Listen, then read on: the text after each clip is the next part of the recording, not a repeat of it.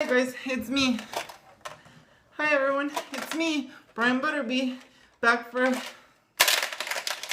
just got this really cool new pinball game, you guys, but sometimes it's really hard. I got 200 plus 300 plus 300 plus 300, so I got 1,100 points, but sometimes I just like to cheat, and I'll just try to get the balls in the 600. You can do it kind of like this.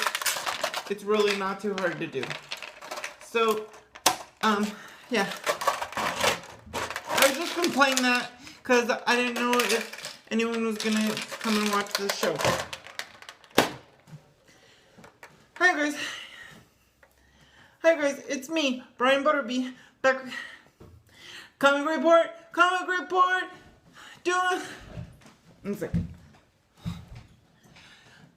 Comic report, doing the things that comics can report. Hi guys, welcome to the comic report. I'm Brian Butterbee, your host for this hard-hitting look at comic books this week.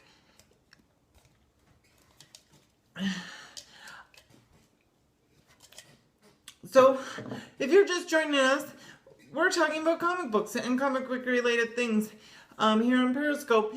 And if you have any questions or comments during the segments, please let me know. This just in, I'll be taking your comments and requests.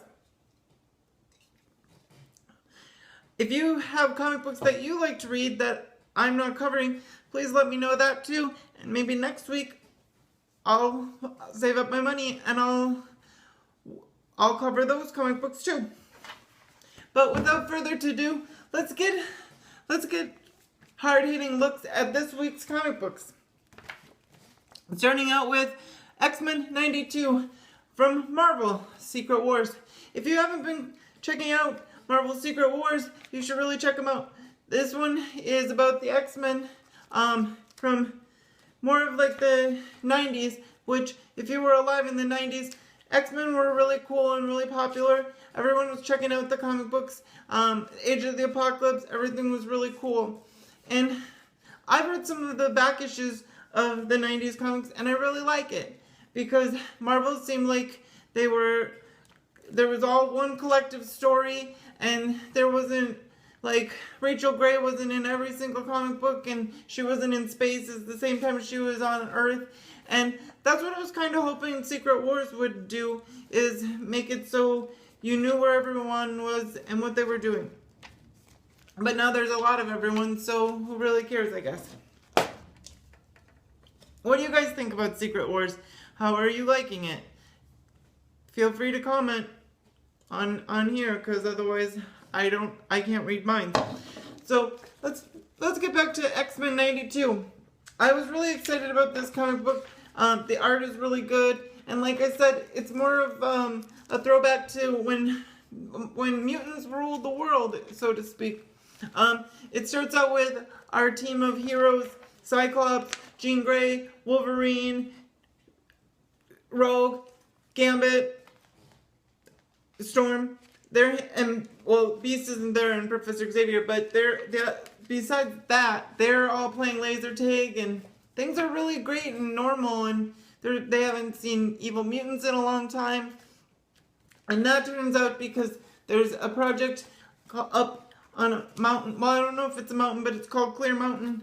And let's just say things go from really quiet and really just laser tag to really insane with Cassandra Nova and Senator Kelly, but now he's one of Doom's governors of this area. So check it out. This is one of my favorite comics from this week. I was really sad though, because I thought Kitty Pryde and Star-Lord Peter were gonna be in a comic book this week, but I guess Marvel was too busy making this comic book, so they didn't get to that, which is a little sad, but I'll cover that when it does come out.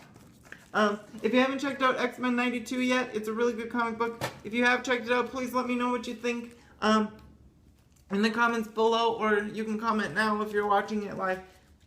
This just in, good comic book, check it out. I always thought that newscasters had cups of coffee seemed a little more official. So I thought I would embrace that.